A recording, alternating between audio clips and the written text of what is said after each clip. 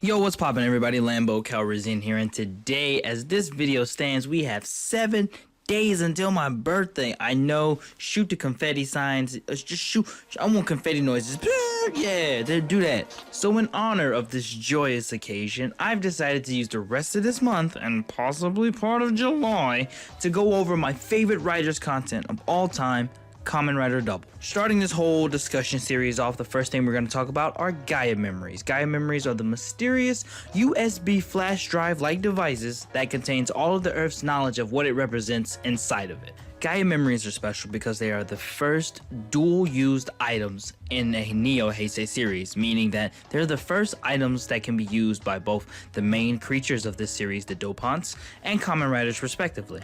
Every Gaia memory is adorned with the first letter of its name, stylized to reflect the powers that it imbues in the user upon activation. As it stands, there are 2 types of Gaia memories, and for the sake of this video, I'm going to refer to them as raw and refined. And the first one we're going to go over, raw Gaia memories. Raw Gaia memories are usually the type of memories that create dopants. In order to transform into a dopant, the Gaia memory must first be inserted into a device called the Connect Shooter that produces a US port-like tattoo on the user's skin called the Living Connector. Whenever the Gaia memory is pressed onto the Living Connector, it enters the user's body and transforms the user into a dopant. It is possible to use a Gaia memory without the use of a Living Connector. However, a side effect that the user would later have would be intense physical pain after several uses.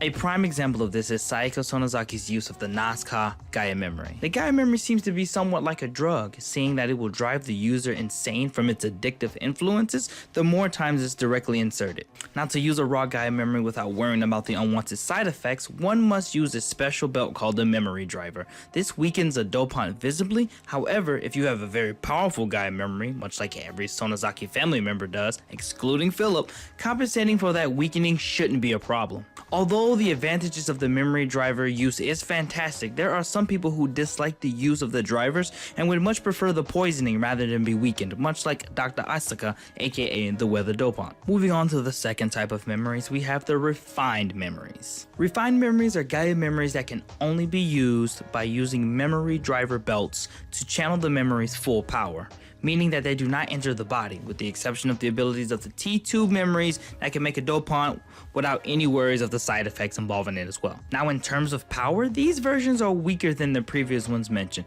However, by performing a maximum drive, the finisher of this series, this would allow the user to access their memory's full power for one consecutive attack or blast. And that's pretty much all I have for Gaia memories. I'm not gonna go over pseudo Gaia memories because they really don't do much. They're just kind of like gadgets that the writers use for things of this nature. And I won't go into sentient Gaia memories in this video. I'm actually saving that for when I go over the forms for Double later on in this month.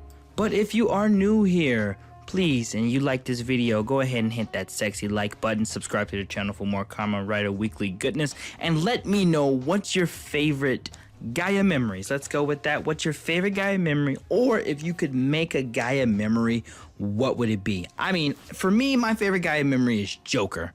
Probably because Shotaro Hidari is like my favorite writer character like ever. But anyway, I'm Lambo Calrissian reminding you guys to keep calm and toku on. Peace!